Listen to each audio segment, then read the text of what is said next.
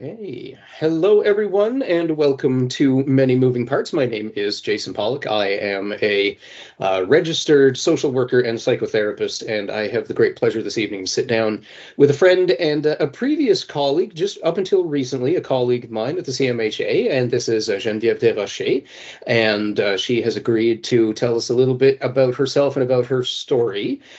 She has a really interesting story, and I'm so glad that she is here this evening to share that story. She's shared some of this story with me, but a lot of really good information in her story. And so I'm just going to hand it right over to Genevieve. Genevieve, why don't you tell us a little bit about yourself? Sure. Do you want the long story or the short? Sorry, I'll go short. Whatever you're comfortable with. Yeah, so yes, I am Genevieve Desrochers, and I am married, and I have two kids. I have a teenager, a son who is 14-year-old, and a daughter who is 9-year-old. I'm a former teacher, so I was in education for 20 years, and in 2018, I left the education to specialize more in helping families in the postpartum period, so after they have a baby.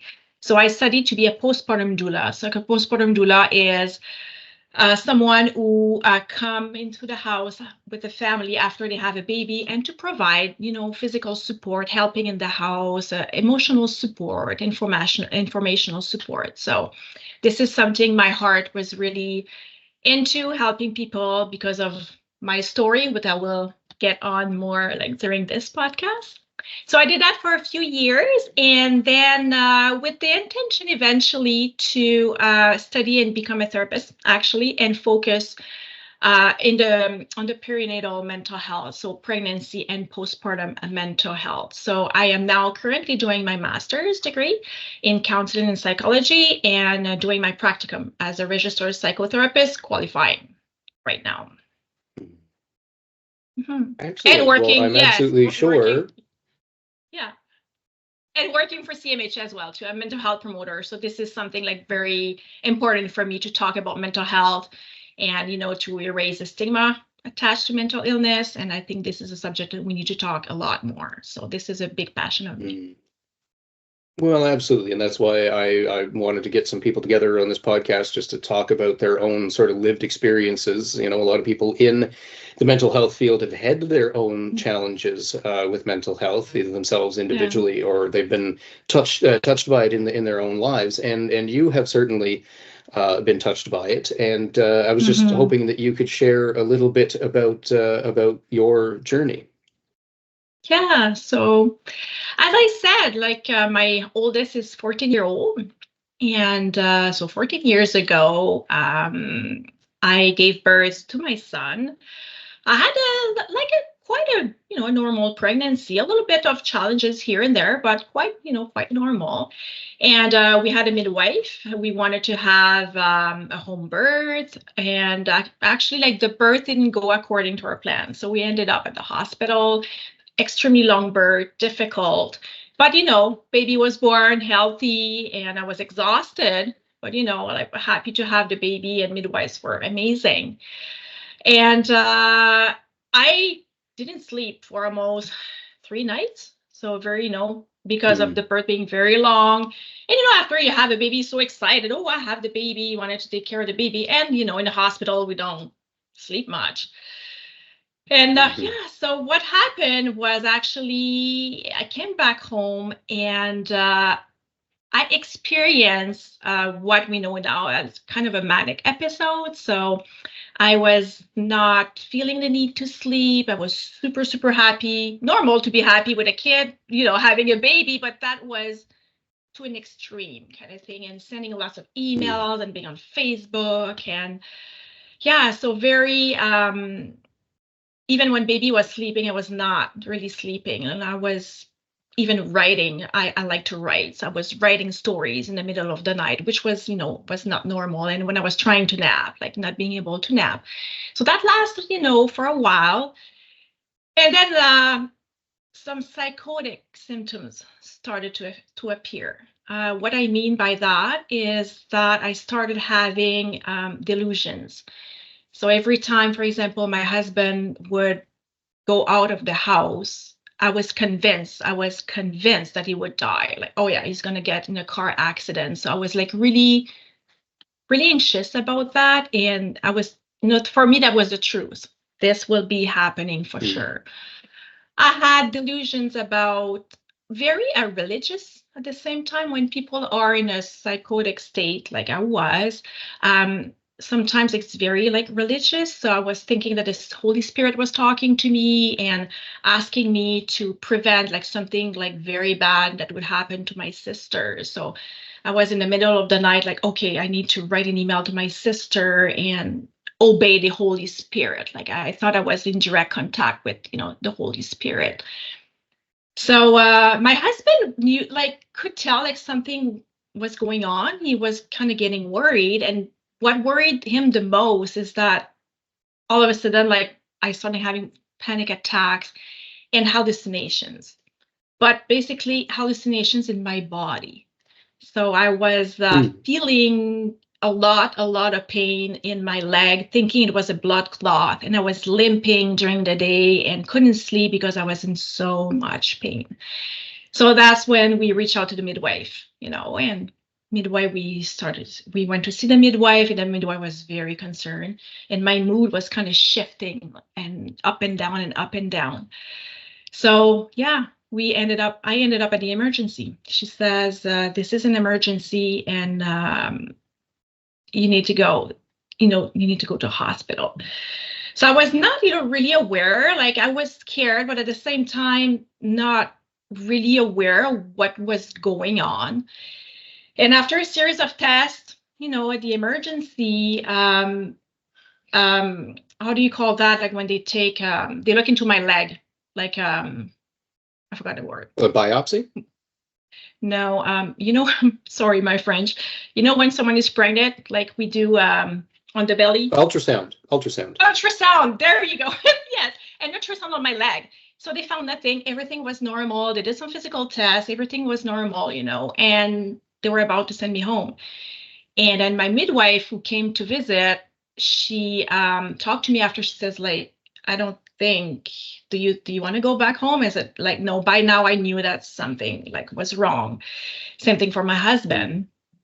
So yeah, she put us in touch with a social worker who asked more questions about postpartum mood disorder. And eventually, yeah, she realized that this was really serious, like my mental health. And then she put me in touch with a psychiatrist. So I ended up staying 1 week at the hospital, and the psychiatrist actually gave me a diagnosis. And back then he said that I had bipolar disorder, but of postpartum onset with psychotic feature, because I experienced psychosis symptoms. No history, no family history, no previous history of mental illness. So that was a shock. Like it was like very hard to, and at the moment I could not, really understand quite what was like happening, because my concentration was really low. I was still in a manic state, speaking super fast, panic attacks in the middle. So it was like very hard. So yeah, Sounds chaotic. I stayed in the very chaotic, very, very chaotic. Up to these days, I think I was blessed in the sense that I was not sent to the psychiatric ward. I was breastfeeding my son, a very close relationship with breastfeeding. Things was going very well, and I wanted to keep that. I wanted to be with my son, and I knew it would not have been possible to be with my son all the time over there. So I advocate for myself.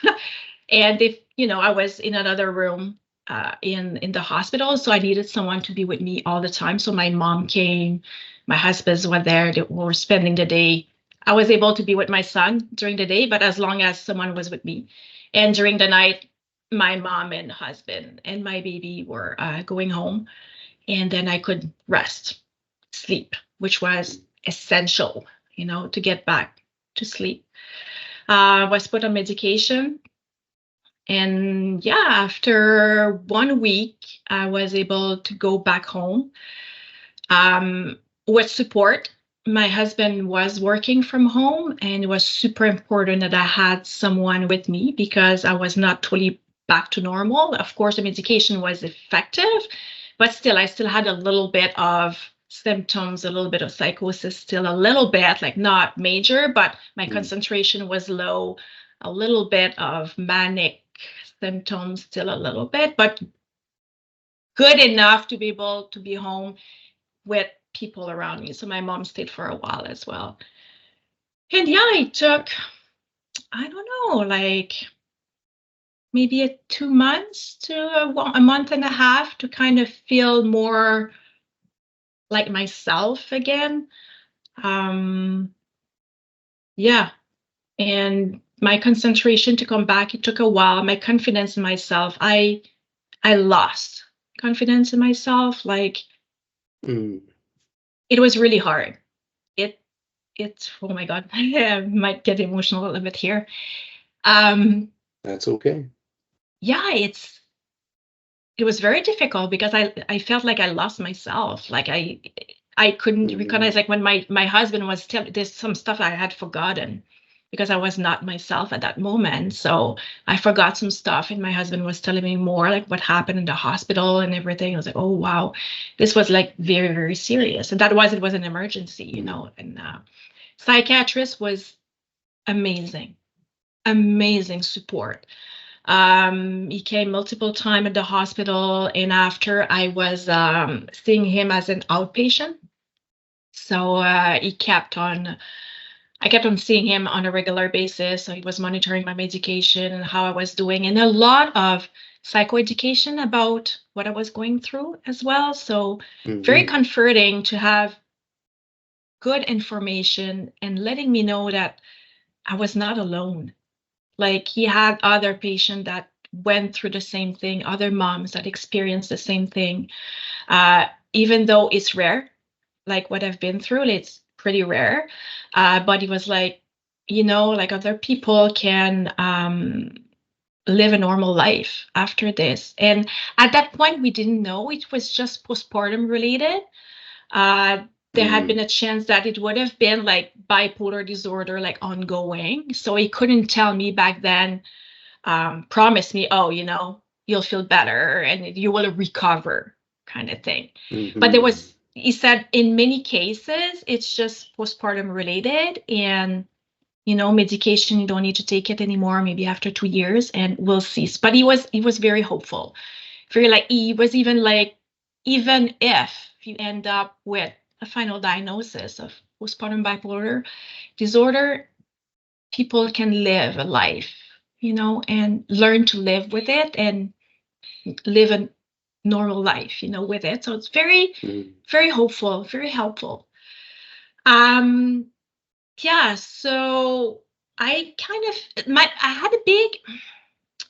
I was very scared about what the medication would do. Like for me, taking medication was like, what would it do to my brain? Like, will I be like, feel like myself again? That was a big worry of mine, to finally realize that no, actually the medication was helping me to be myself, you know, to be able to concentrate, to be able to feel like I could be a good mom to my baby, be able eventually like to be alone with my baby without having someone, you know, around me and checking on me and my baby, you know. So slowly I got there. But what happened is, and my psychiatrist kind of warned us a little bit that since I had a manic episode, most likely I would go down and experience depression. So it kind of, you know, episode. a depressive episode would maybe happen. And even though he explained, you know, what it could look like, interesting that I did experience a depressive episode, but didn't recognize it at first. Yeah, like all of a sudden I would say, okay, so I was hospitalized in October, beginning of October, and I would say in December, like around Christmas, I started feeling very anxious. I felt like I was not a good mom. I felt like it was so boring to be a mom. And I was like, yeah, I really felt like, is that it? Like to have a baby, like to feel it's such a chore, And I was feeling very tired. Like in the morning, I would wake up, feed my baby, breastfeed my baby, and as soon as that was done, I would give my baby to my husband and say, take care, and I will go back to bed. So I was very low energy, no motivation. And we went to visit my parents as well because it was like around Christmas time. And what I found like very unusual is that I was not enjoying time. Like I love my family, and Christmas is such a joyful moment, to meet all together. None of that, no joy, no happiness, nothing. Like everything was blah. Flat. So I was like very flat. And yeah, as I said, like a lot of that rumination as well, and anxiety being there. So I was like, oh my gosh. But I was not opening up much about how I was feeling. I was just like, this is my new normal. This is it. It's going to be like that. I just need to get used to it. And in June, so it kept on going until January. And then when we went back home, it got worse and worse. And then I started crying, and I was like, I cannot keep on going like this. And my husband was worried. Like he could see me. He was like, okay, no, you need to talk to your psychiatrist. Like this is not normal. So yeah, I met with my psychiatrist, and yeah, he diagnosed me with moderate depression and says, see, like this is what I told you about, that it might be happening. But it was good because I didn't let it go too far. So I was able with an antidepressant to feel better quite fast after. Like I recovered from that depression pretty good. It didn't last very long because we saw it on time. And yes, then finally I got better and started enjoying more being with my baby and feeling like, okay, that was not normal what I experienced. Like now, of course, some days were difficult. There's always days difficult, when we have a baby, and some more challenging days. And I remember even seeing my psychiatrist regularly say, oh, you know what? Like I slept a lot yesterday. Like, am I getting depressed again or something? No, it's normal some days, so it was really reassuring again, like really like, okay, that was a depressive episode that you had, but being a parent there's ups and downs still. Yeah. So yeah, and I took like a 1-year maternity leave, and I was able to go back to work in September. Yeah, so back to my normal self. Still on medication, but like a very low dose. And I was like, if I have to keep that medication for a while, still I was fine with that. So was able to go back to work. Open about what I experienced. That was my choice. I kind of told my boss back then, this is what I experienced, and just to let you know, I will take care of myself. But if I have any relapse, who knows? Like I want you to know that I'm doing everything I can not to have any relapse, but we don't know. So I was pretty open. That's the decision that I made, and it's not everybody who's open like that. But and I was open with colleagues as well with what I experienced, and actually it was received pretty well. Like people were understanding, and yeah, I was blessed in that sense that I had very supportive family, friends, and colleagues, actually. Yeah, that's great. And then there's so many questions that I want to ask you. Yeah. The first is how long after the birth did you start noticing that things were not quite right? Good question. So as I said, like when I got out of the hospital, like I didn't feel that need to sleep, even though I had spent like 3 nights without sleeping. So I think the symptoms started right. It's exhausting, and but I thought, oh, I just had a baby and so exciting and everything. So I think those were the first symptom, not being able to sleep. And I remember my mom, who came to help, was like, you should have a nap. I was like, yeah. And then I would go try to have a nap, close the curtains, and I couldn't. I didn't tell my mom. I was not telling my husband. I pretended I was sleeping. I was not. I was on my computer writing emails, being on Facebook, and talking to friends, people that I barely knew on Facebook. But I was already like experiencing some manic symptoms, like from mania. Yeah, soon after. And then I would say it lasted for 2 weeks. And then after 2 weeks, then I started having those psychotic symptoms, like more delusions. That's when they appear, like 2 weeks. And it's at 4 weeks postpartum that actually I ended up at the hospital. Because then, I was speaking super fast. I had hallucination, very delusional, panic attacks that were awful as well.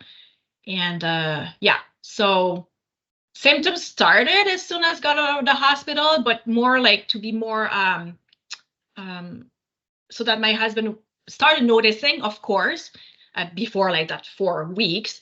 But it took 4 weeks before I ended up at the hospital.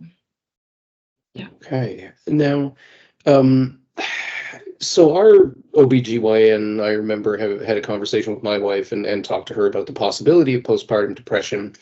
And I wonder if in your journey, you came across an explanation for why this happens. The way it was explained to us is that the post-birth, there's a big shift in hormones, and that can bring it on. But I mean, was there an explanation just like for why this might happen? That's a big why. I did ask myself that question quite a lot. Talked to my psychiatrist about it, and I spent a lot of time reading after to educate myself about what I had been through.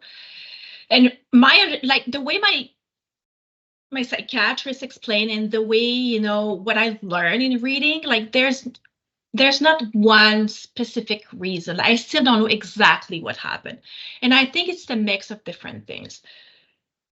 Even though I didn't have any family history of severe mental illness like that, or bipolar disorder. So the genetic, not quite sure if it was there, because nobody in my family has bipolar disorder or has even experienced a manic episode or psychotic symptoms like this. So the genetic was like, don't really know. As I mentioned, my birth was very difficult, very long, very different than what I expected. So it was very stressful going through that birth. My expectations were super high. Oh, I'm going to have a home birth, natural and with midwives and blah, blah, blah. And it ended up almost to a C-section. So for me, after birth, I felt a lot of guilt because I had not been able to deliver the way I wanted to. The midwives were very understandable, very like, Jen, like you did the best you could. Like, it's sometimes birth doesn't go according to what we experience. But I think that was one factor that I was hard on myself, because the birth was super long and stressful. The fact that I didn't sleep for 3 nights, we know that a lack of sleep can trigger sometimes psychotic symptoms. Absolutely. I think that was one trigger, like the lack of sleep. And then after, especially when I came back home and not sleeping or barely sleeping during the night, that didn't help at all. So our brain needs some sleep, and I was not getting the sleep. Something else too, sometimes like in our lives, like we experience very stressful moments in our lives. Like, for example, moving, getting married, having a kid, a divorce, or separation. So something that could be traumatic, or something not necessarily traumatic, but something that was like really difficult or very challenging. And when we add up all those circumstances, the stress on the brain. And then in my case, I had been this is my second marriage. So I had been married before, experienced a very difficult marriage and a divorce that was very, very, very difficult. I met my husband a few years after, and then, I moved to Ontario because I'm from Quebec. So I was born in Quebec and lived in Quebec until I got married the second time. So moved to Ontario soon after, became pregnant a little bit sooner than we expected. We were still happy to, that I was pregnant, but it happened a little bit sooner than expected. So a lot of, and I left my job, as a teacher in Quebec to come to Ontario and start another job over there. So a lot of changes, like negative things that happened, like when we think about my divorce, but also positive things of getting married and marriage and everything. But it's a lot of stress. Even if it's positive stress, like it's a lot. So I think that when you add up all those events that happen in less than 10 years, a lot of that, and then the birth that was difficult, maybe that was just too much stress, on the brain. I have heard some women, and I don't know whether you would agree with this, but I've heard some women describe the process of birth as a trauma. Even though it is a wonderful, beautiful thing for sure, it's if the birth is difficult, I could see how that would certainly constitute a traumatic event in someone's life. Yes, I can say that it was very, it impacted me for sure. It was so different than what I expected. And, at the end, like they used like a, I'm looking for the word again, in ventouse. They put something on my baby's head and to have him get out. Oh. Yeah. The only thing I can think of is plunger, but that's not it. Kind of vacuum. To get him out. And surprisingly, I'm a tiny woman, and my baby was 9 pounds with an extremely big head. Like the way it was positioned. So all of that, and I tore a lot. So yes, you're right. It was, could be traumatic. Yeah. So that could have been a factor enough for me, so. Yeah. Sorry for the details, but it's that's the no, not happened. At all. nothing we didn't experience. And so of course that could be something. So we said like stressful events before a difficult birth, my expectations that were different, the lack of sleep, hormones, like there's a big drop of hormones after pregnancy, after birth. And for some women, they are more impacted by that changes of hormones. For some women, they are more impacted than others. So like this is a big one, like this shift of hormones that happened right after birth. So all of that combined, so that's the answer I kind of got, the conclusion I got to. It's a mix of different things that happened that all together made it to what I experienced. Perfect, a perfect storm, eh? A perfect storm, the right word. So Genevieve, then you went and had a second child, right? A few years later, and were there any problems after that birth? That's the hopeful part of my story. Well, hopeful in a sense, it was hopeful after, because I did, like felt better after a year after my first son. And we always wanted to have a second one. I was getting older as well, and we're like, okay, like, do we want a second one? There was that fear, because we know, like, the statistics shows that what I've been through, there was a good chance that I would experience the same thing a second time. Very much aware of that. So we were scared. And of course, like, it was not in my mind, like a year after having my son, oh yeah, let's have a second one. Like, I needed some time to process everything that I had been through. But after 3 years, I'd be like, okay, like I was 38-year-old already, 37. So like, okay, like if we want to have another one, like that's, we should start thinking about it. I was still seeing my psychiatrist on a regular basis. I was seeing my psychiatrist every 2-3 months, to see how things were going. I was off my antidepressant but still on my medication that I got at the hospital when I had my psychotic episode. So I talked to my psychiatrist and I said, you know what, like we're thinking about having a second one. What are your thoughts? I'm scared. We are scared. And both of us, like actually my husband was there too when we talked to the psychiatrist. Again, amazing, the psychiatrist. He said, you know, Genevieve, he said, would you stop walking because you're afraid of falling? I was like, no. And for him, it was like, yes, there is a chance that something similar will happen. But he says, I'm still seeing you.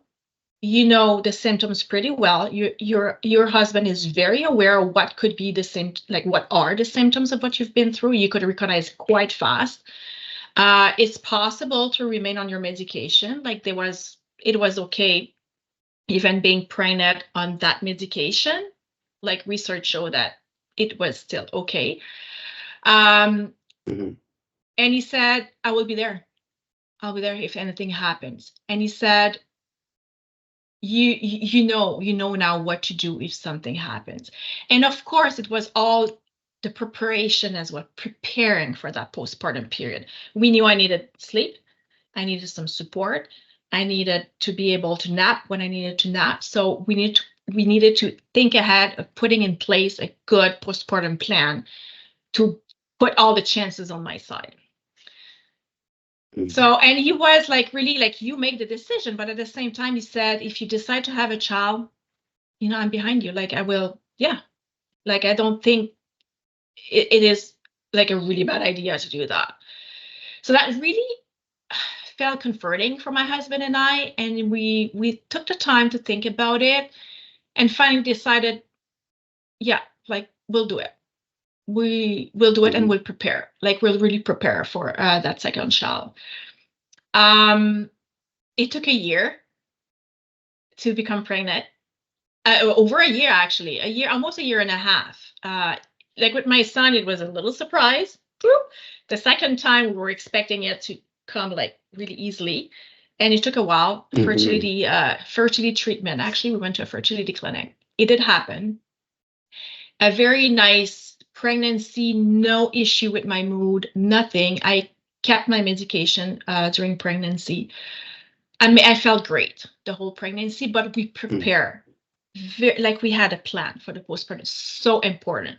So we knew that as soon as I would, you know, get to the hospital to give birth, my mom would call my mom. So she was still in Quebec. So she would, you know, take the plane and come. So we would have like a big week or two with my mom after birth.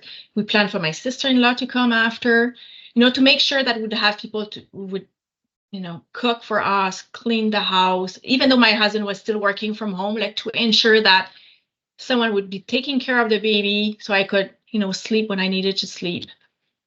And the good thing too is that by the time I gave birth the second time, my son was in school. So we didn't have to take care of my son at the same time. So there was 5-year difference. There is 5-year difference between my son and my daughter. So he was in school during the day. So when my mom was there, or even after my mom and my sister-in-law came, when my baby was sleeping, I was sleeping. I would go to bed and rest because, you know, and my husband was helping with the meals too. So we had that good system place. We were part of a church back then, and then the church knew my story as well.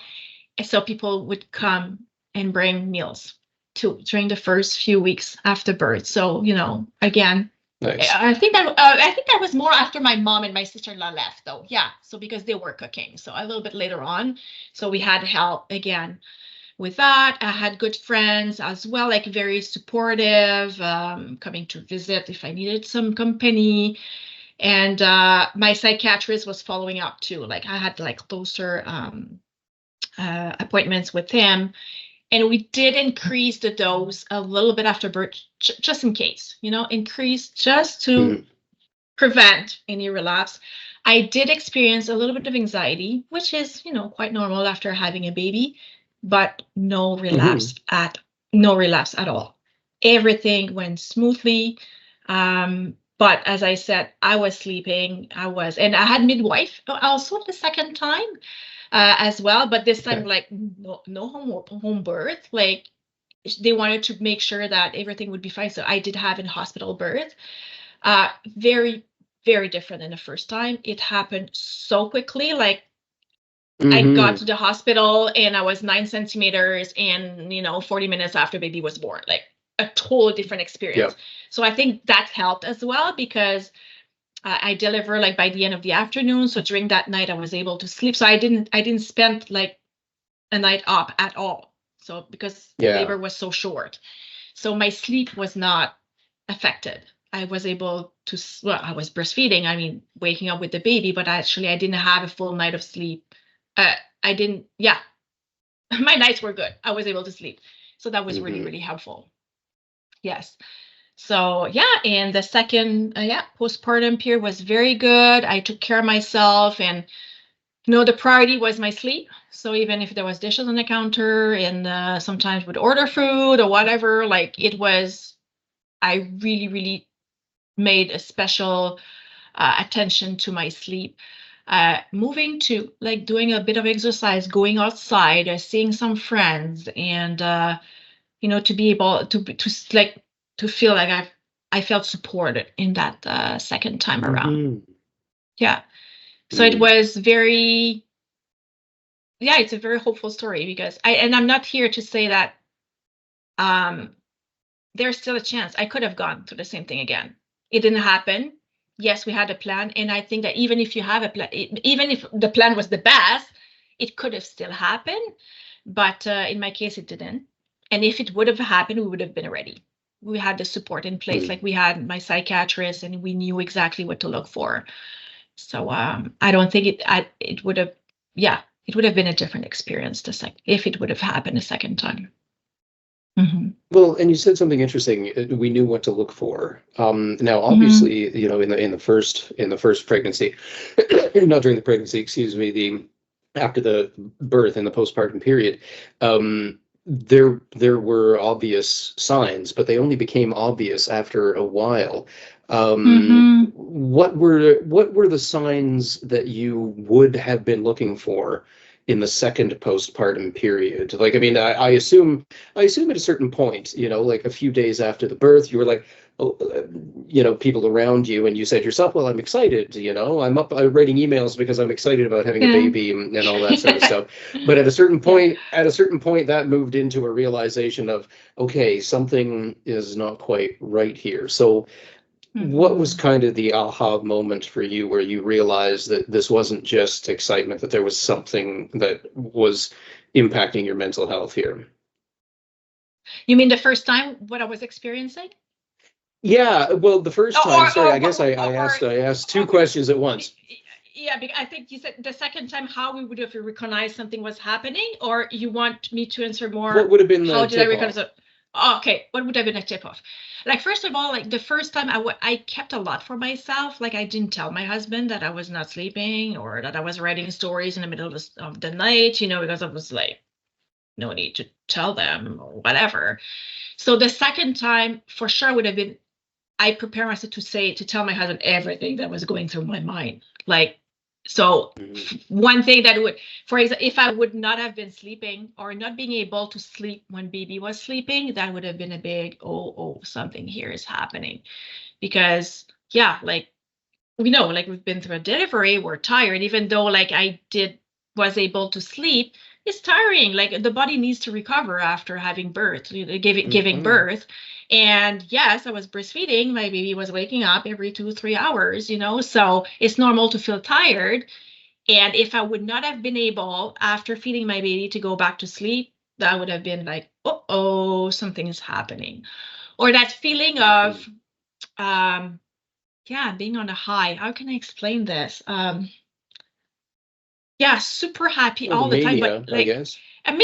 Like extreme happiness, extreme, like wanting to do more, exactly. Like if I would have been like in the night again, trying to write or talking super fast, that was something that was there too, like starting to talk fast or starting to, one big too that I experienced the first time is a lack of concentration. At some point, I could not read and understand what I was reading. My mind couldn't focus, couldn't concentrate because it was racing. It was going too fast, but at the same time, it was too slow to understand an email. It was like very, very, very, so that would have been a big sign for me.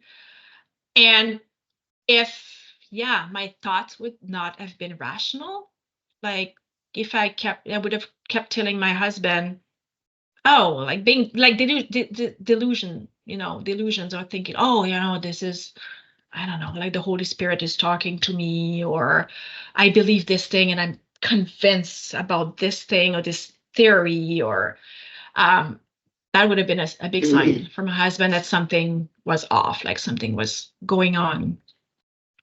Yeah.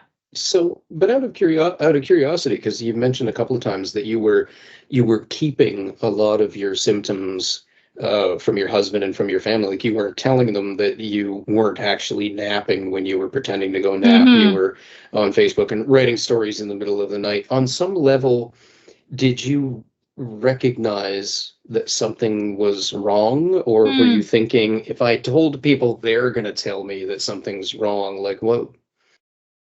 Good question. Like, because part of the problem that I see with it, and it's obviously I don't know postpartum, but I mean certainly I know in some in manic depressive or bipolar states or psychotic states, part of the problem is recognizing, and you mentioned rational thoughts. Recognizing what is a rational thought and what is irrational. And if you're in an irrational state, it can be very difficult to identify, okay, this is an irrational thought that I'm having.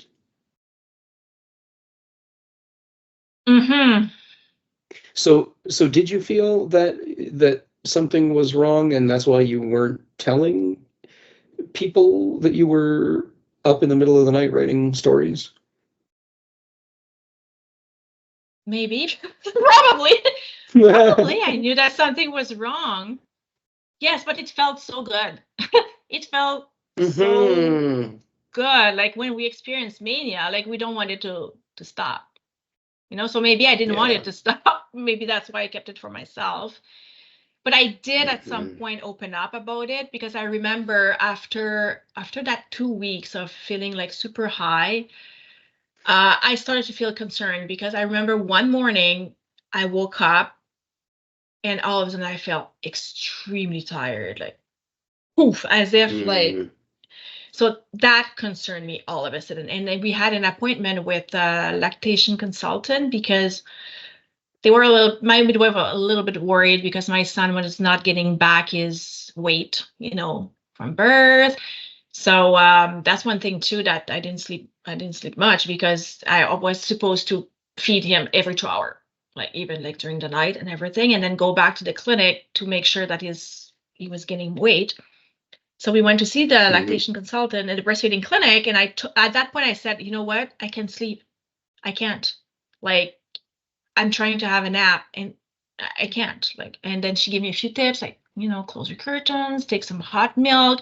So she didn't seem too concerned. She thought, like, sometimes postpartum moms have a hard time sleeping. They're a bit, anxious. But back at that point, I knew something was wrong. And that's when I started opening up more to my husband, because now I was concerned. I was like, and I remember calling my midwife once because I was having a panic attack and I had no clue I was going through a panic attack, because I had never experienced that before. So I was like, I cannot keep going like this. I'm scared. Like, and like the midwife was really reassuring, but they were starting to think like, oh, something, might be going on there.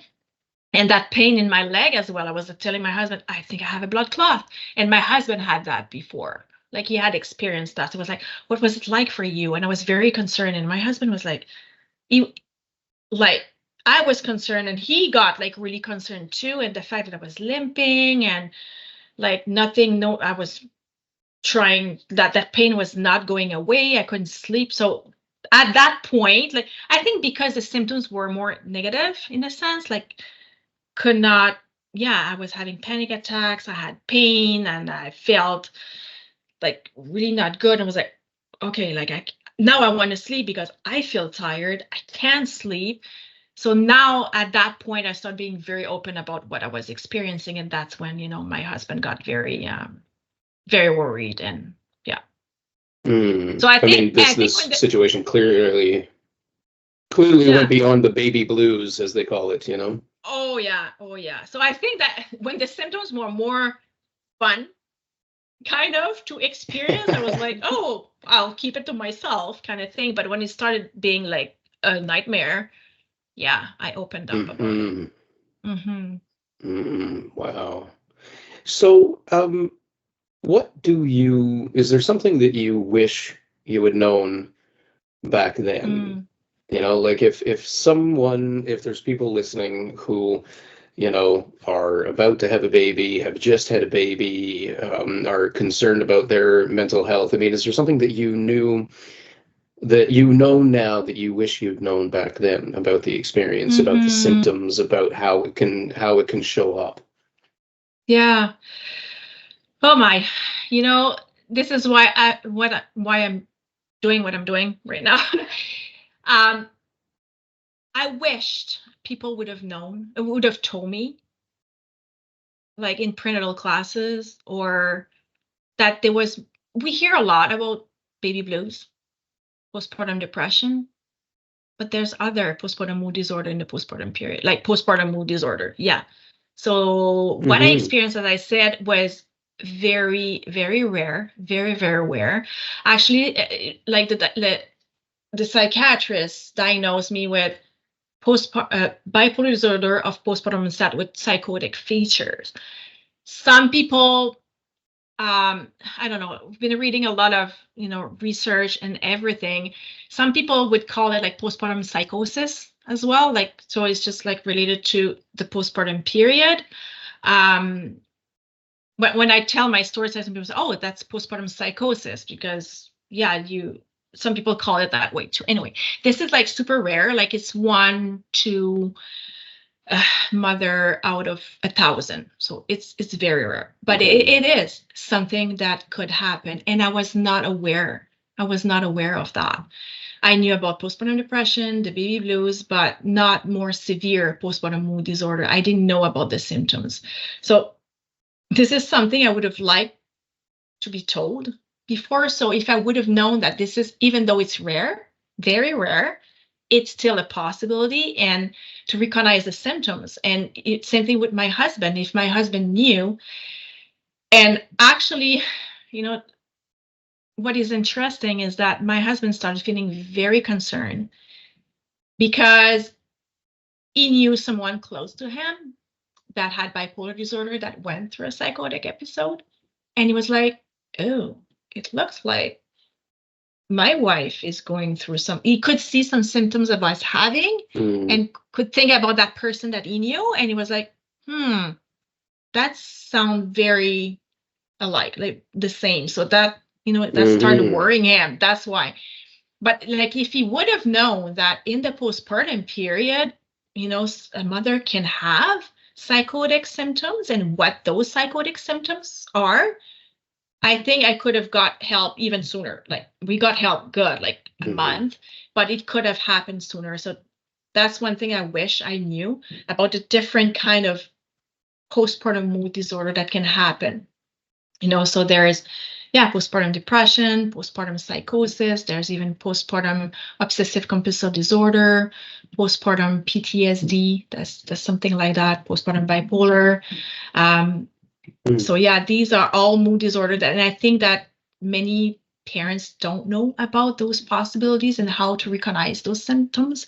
And especially for a mother that goes through delusions and hallucinations, and these are emergency. Like when someone experiences psychotic symptoms like that, this is an emergency. We don't know. Someone in a psychotic state like that could actually have delusion thoughts that could bring them to do something like harm, like harming their baby or harming Mm-hmm. themselves, which is rare.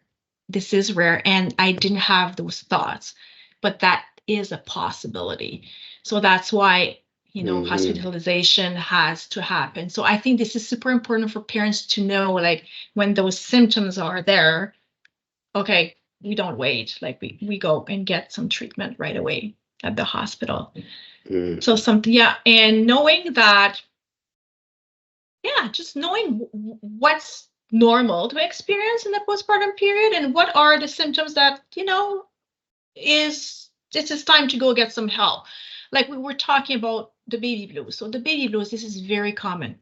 This is like 50 to 80% of people that give birth, like women or people that give birth, experience the baby blues. And this is like very normal to experience after having a baby. But, what I didn't know and that I know now is that the baby blues don't last more than 2 weeks. Baby blues is no more than 2 weeks. So basically, baby blues would start a few days after birth, typically when the milk comes in. And then, it shouldn't last more than 2 weeks. So if 3 weeks postpartum, there's still, symptoms of feeling sad, irritable, having a hard time to sleep, or, the mood shifts, feeling like, I'm not a good ups and downs, if you don't feel like quite normal, like back to yourself after 3 weeks after birth, it's time to go get some help. And of course, if there are those symptoms I've talked about, like all the delusions, hallucinations, or thoughts about like suicidal thoughts, or like go get help, like this is an emergency kind of thing. Yeah, and I mean, it's I don't know how anybody else has experienced their first few days of parenthood, but I mean, my wife and I we weren't sleeping, we weren't eating, we both were like crying at the drop of a hat, so so it's hard. It was a little easier, I think, with the second one because we kind of knew how to brace ourselves for it. But after the first one, and the baby's just crying all the time, and you've checked all the boxes, the baby is fed, the baby's dry, the baby's not on fire, and it's just hard to know. Like I mean, I have, as you know, I've struggled with depression for many, many years, and the state of mind that I was in the first week after the birth, just from the lack of sleep alone, I was like, oh my gosh, I'm in the middle of a depressive episode, and I wasn't. I needed to rest, and I needed to get back to an eating schedule, but yeah, it would be hard to know, okay, like now I'm in danger territory, Like the thing is that why I'm so passionate about, like talking about postpartum disorder, perinatal mental health, and prepare like families to the postpartum period, is that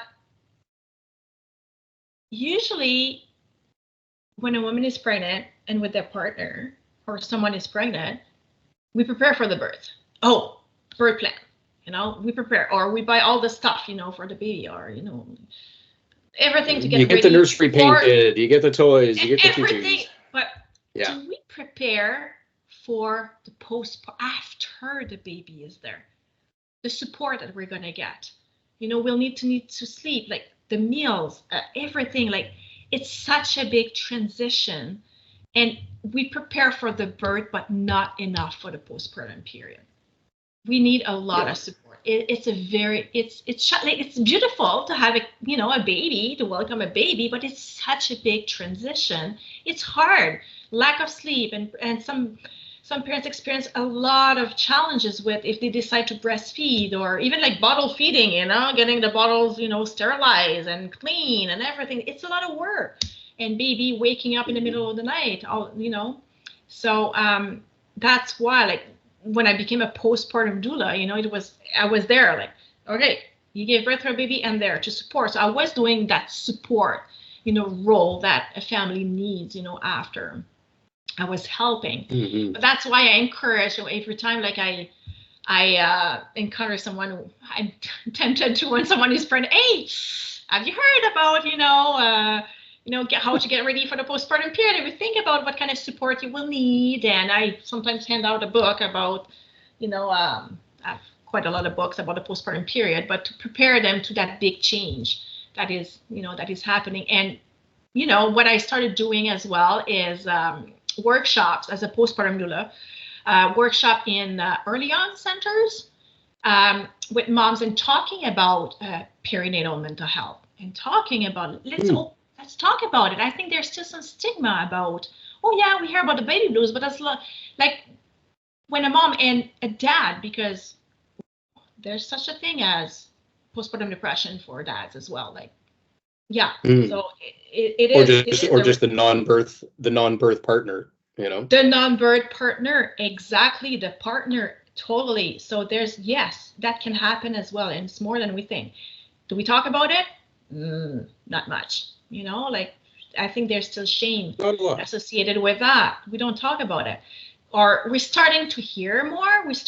Some people open up more. Like now, we hear more celebrities sometimes open up, or yeah, people are starting to opening up, but still, it's still taboo, like, to talk about that. So my goal is really like, let's talk about it, like, and talk about the symptoms, and talk about what is normal to experience in the postpartum period and what is not, and when it is time, you know, to get some help. So I'm very passionate about that. It's important. So I wish I knew that. I remember my prenatal classes. I remember we're talking about baby blues, and I think we saw a video that explained a little bit of postpartum depression. But, you know, in pregnant, I think I thought to myself, this will not be happening to me. Like, I've never experienced any depression. Mm-hmm. I've never had experienced any mental illness. That's not me. I'm not going to experience that. Yeah. Mm-hmm. So yeah. I think if there would have been more emphasis of this can happen to anyone, it doesn't, anyone, rich, poor, like healthy, not healthy, like anyone, it could happen to anyone. So if I think I would have been more prepared. Mm-hmm. Well, and like you said, you know, I think what I'm hearing from you is that it's not anybody's fault, right? There's no one to blame. Like, I mean, you had no history of mental health. It's not something you did wrong. It doesn't, you know, when you were going through that, it doesn't make you a bad person. It's just the change of hormones combined with the, you know, the experience of parenthood and all the stress and the trauma and just the shift in lifestyle, you know. And I think that's part of the stigma that exists with so much mental illness today, and it really bothers me. And people feel that they are to blame, you know, or other people in their lives make them feel they are to blame. Like, you know, you should just be able to cheer up or snap out of it, or, you know, take a bath and you know, just get over it. You wouldn't tell someone with a broken leg, you know, just walk it off. But that's essentially what we do to a lot of people with mental health concerns. Yeah, exactly. And then there is an organization I volunteer for called Postpartum Support International. It's a great organization, and they offer many support groups for parents, moms, like partners, non-birther, pregnant people as well, support groups from, you know, when they are experiencing mental health challenges. And one of their, I would say, the motto, like they say, you're not alone, you're not to blame, and with help, you will feel better, you will get better. So that message of you're not alone, you're not to blame, this is so important. And there's, yes, with help, you'll feel better. And I think I'm a good example of that. I got the help that I needed, an amazing psychiatrist. I had an amazing family that supported me. A good mom's group as well. I went to an early on center, you know, where they were doing baby time, and, you know, I was with other moms that made me feel good, you know, and I even opened up about what I was experiencing, and, you know, there was no mom there that judged me or something. Oh yeah, me too. Like, I've been through a hard time. Maybe not, you know, same thing as you, but, you know, we were sharing the ups and downs of motherhood. And, you know, I felt less alone. I felt, you know, I felt good. And that was super important to get that support. And if I would have been alone at home and not seeing anyone, it would have been like so much harder to recover. You know, I really put a lot of importance of being surrounded by other moms, by other people around me to help me, you know, go through that. And that was good. That helped. Church was helping too. Yeah, people from church were very, very nice too. So, yeah. Well, and I think it's great. It's great to be surrounded by people who kind of normalize certain experiences. I think that a lot of people, I don't know how other people's parents kind of projected parenthood to them, but my parents made me believe it was going to be the most wonderful experience of my life. And there's been ups, but there's also been some just terrible, terrible days. I mean, we didn't talk much. I think they touched on postpartum depression in our prenatal class, but they spent a lot of time. They dwelt a lot of time on what they called purple crying, which is an acronym. I can't remember what it stands for. Oh yeah. But it's yeah, it's just the crying that children do for no particular reason. Like I said, you've checked all the boxes and all that. And they warned you, they warned us. They're like, just be aware, you're going to hit this crying, and it's going to hit this frequency that just makes your ears bleed, and you're going to be tempted to, shake a baby or hit a baby. And my wife and I are both kind, educated people, and we're like, well, what kind of monster would do such a thing? But then after a few days, we're like, we understood why they need to warn you about that. Just extremely stressful time, the post-birth. And it's just basically been stress ever since, but Oh yeah, and that's the thing too, like that's what I talk to new parents as well, how social media, people are like society in general. Oh, it's so amazing to have a baby, and you'll fall in love with your baby. And like, what do we see on Instagram? What do we see on a mom, like a parent, like with their baby, makeup on, hair all done, the joyful moment? Do we see the hardest time? Do we see the challenges? No. So for a parent, like with a new baby, that is, like you said, sleep deprived, like no makeup, I haven't taken a shower for 2 days, I've not had a hot coffee, or a decent meal. Well, it might feel crappy, like comparing with what they see on social media or images or whatever, TV, or like, it's hard. Like, I don't think that parents are seeing what the reality is. It's hard. It's, of course, like there's some joyful moment, but it's not an easy job to be a parent. And even like some people don't know is that it's not every new parent that fall in love with their baby right away. For some, it takes a while. It takes a while. So can you imagine? It takes a while to warm up. Yeah. Can you imagine the guilt? Like, for example, I'm seeing a mom here, for example, a mom that heard that, oh, you will fall in love, when your baby is going to be there. How can she feel? Like, if she doesn't have that feeling of falling in love with her baby, like some mom like feels so much guilt. So, and it's that's something that can happen. It's normal. It's not all new parents that fall in love with their baby right away. It can take a while. So it's educating. Like for me, it's really educating people to mental health related, but also about the expectations of motherhood. What are they? Our expectations right there. Like, I think we need to normalize what real parenthood is, like with the ups and downs. And real parenthood can get pretty ugly. And I speak for myself and my wife, but we're just making it up as we go along. We have no idea what we're doing. But like I said, my son is 7 and he has not caught fire yet. So I'm going to call that a success.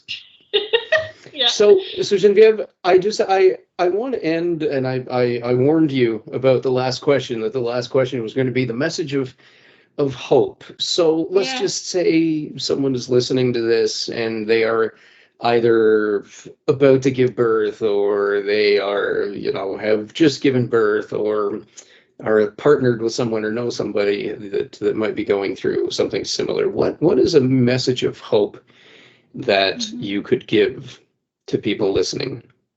Yes. There's help out there. I got the help that I needed. I think first is to know, like, to be educated on the symptoms, as I said, like what are the warning signs.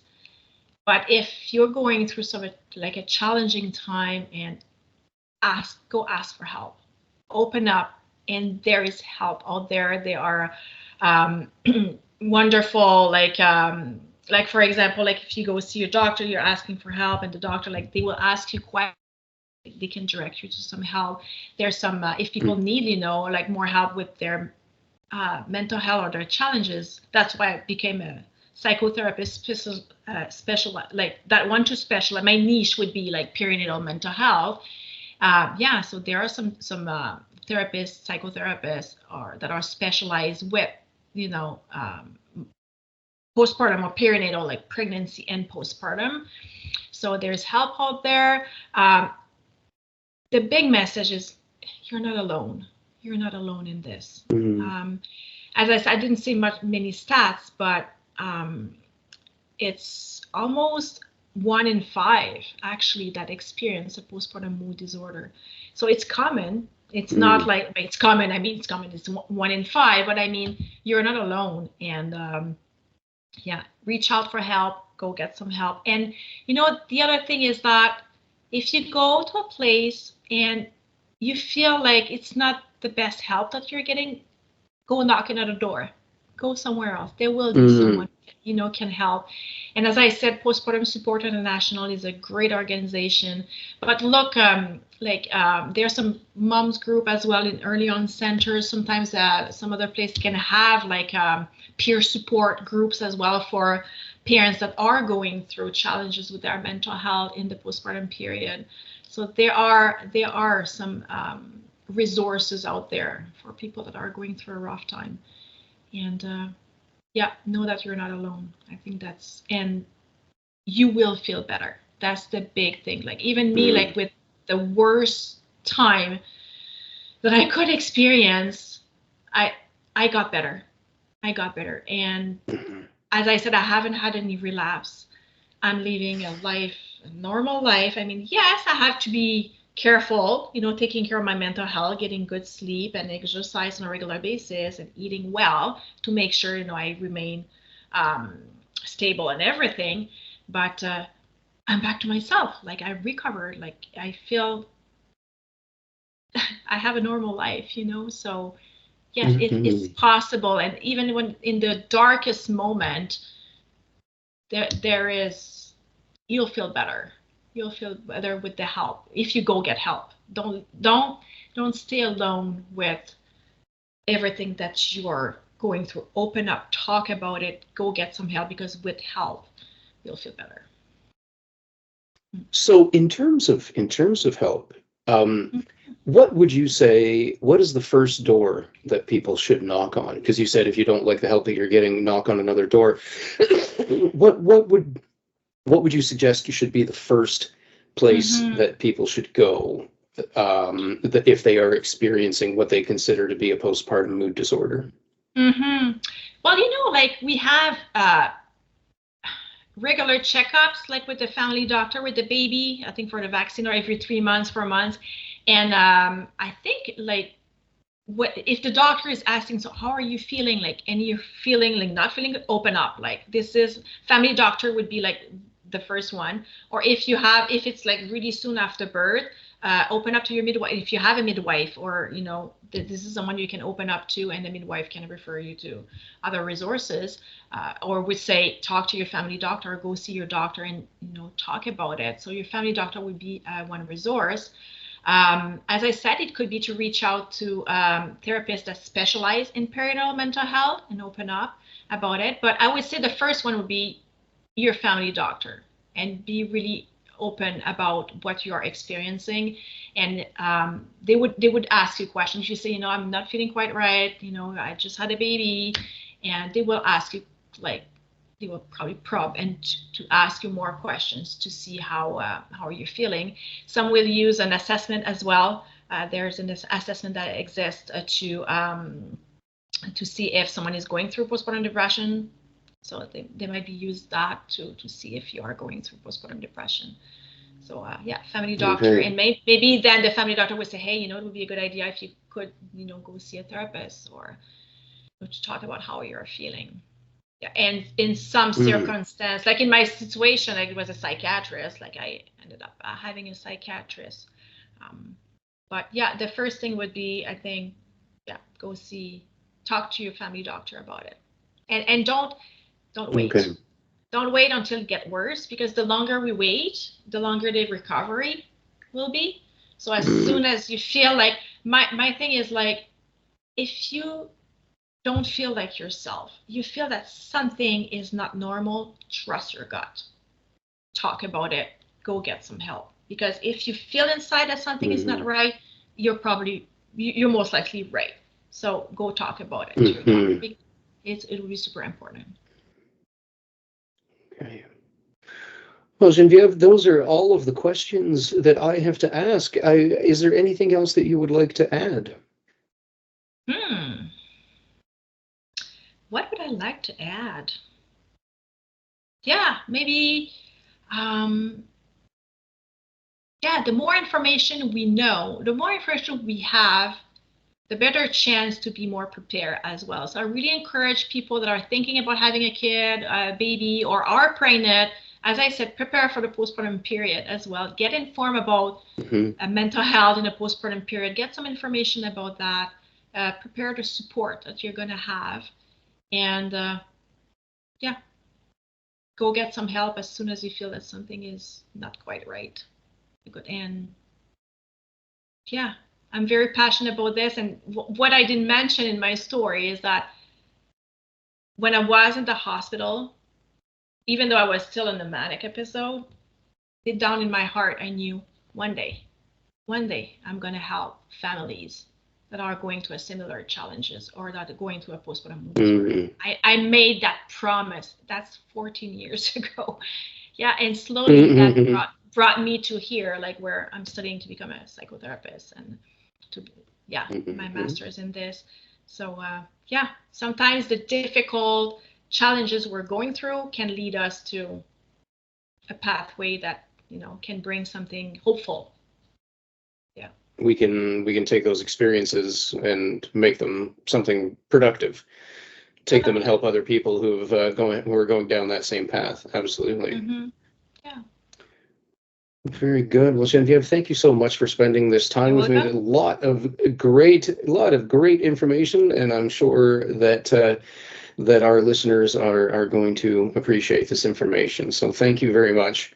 And I wish you best of luck in everything you do. Thank you so much, Jason. It was a pleasure to talk to you. Likewise. You take care. You too.